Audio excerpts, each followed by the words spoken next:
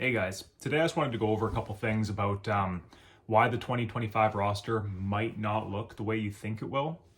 Um, Seen a lot of talk online and, on X and all that about keeping the 26 best players and all these young guys that are hitting well and all that. And like, that's going to be the roster going forward, right? The bats have been good since the All-Star break, or more specifically since the trade deadline. Your Barger, Horowitz, everyone loves Davis Schneider, like all those guys, the offense is working well with them. That's going to be our team running forward. And a main reason why I disagree with that is largely to do with the playing time. Now, as an example, we look at our fourth outfielder. I'm of the belief Nathan Lukes is going to be the fourth outfielder next year, unless there's a ton of changes and the whole roster looks different. But I don't see that many changes coming. Lukes is 30 years old. He's got all the skills that you would need for a fourth outfielder. He plays left, he plays center, he plays right. And if you'll watch, the Jays are actually putting him in all three positions, which I think is telling. He's got a bit of a bat, not a ton of power, but he's just a professional. He's 30 years old. He's been through the minors. He's been with the team in spring training many times now. And I think that's the kind of guy you store on the bench. He gets in, plays a bit of pinch running, gets in for a defensive replacement late, things like that. Like he's okay with playing 2 days a week, something like that. So even though he may make the roster specifically out of spring training, and a guy like Barger or Davis Schneider or I don't know who else would be impacted. Loperfido would be one, maybe a Jonathan Clase in the minors. Like, a reason why he might be picked over those guys to make the team is more to do with being okay with playing them 2 days a week.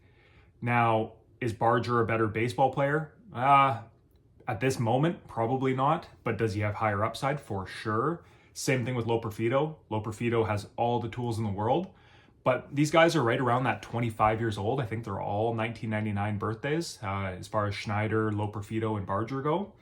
So you just don't like to see those guys stashed away on the bench, especially a guy like Barger, where he's not as polished as like a Will Wagner is, where he doesn't look as smooth. He's very fast twitch. He's very athletic, but he just needs to kind of refine those baseball skills still. That's a guy with all the tools. He needs to be playing daily.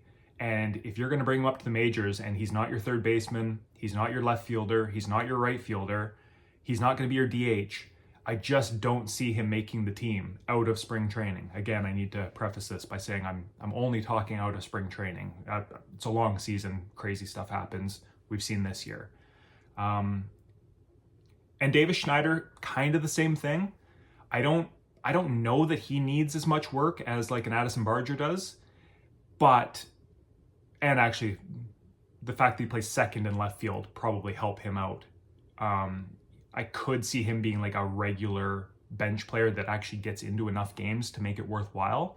I'm more concerned about the Barger, Loperfido. If they're not your starting left fielder or third baseman, I don't really see either of them being on this team. And that brings me to another guy in Ernie Clement.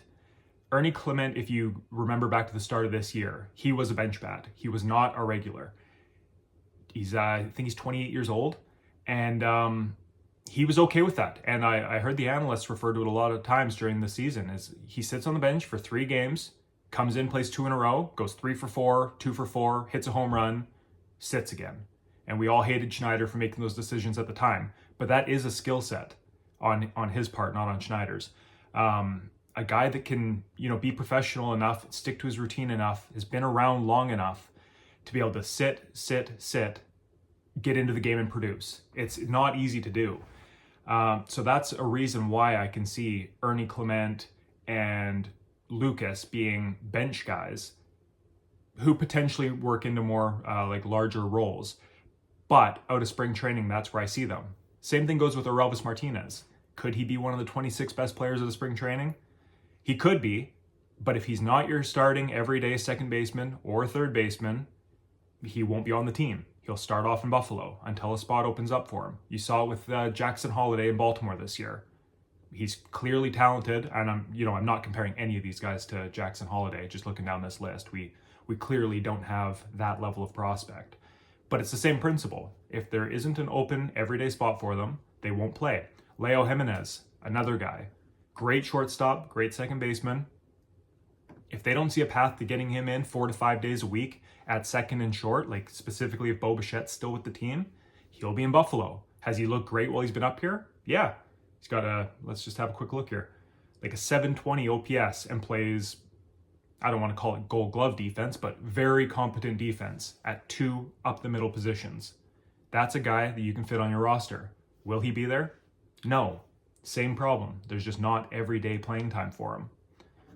So yeah, that's really all I wanted to touch on today, because I've seen a lot of comments about, why are they wasting at-bats on Nathan Lukes this year? And that's, I think, why, is they see a role for him on the 2025 team where they don't necessarily see some of these, or all of these guys, the Wagners, the Bargers, the Loperfidos, the Jimenez, they don't see that everyday playing spot. So they want to get a good look at Lukes because they go, hey, this is a guy that will actually be on the squad. Let's see how he can do.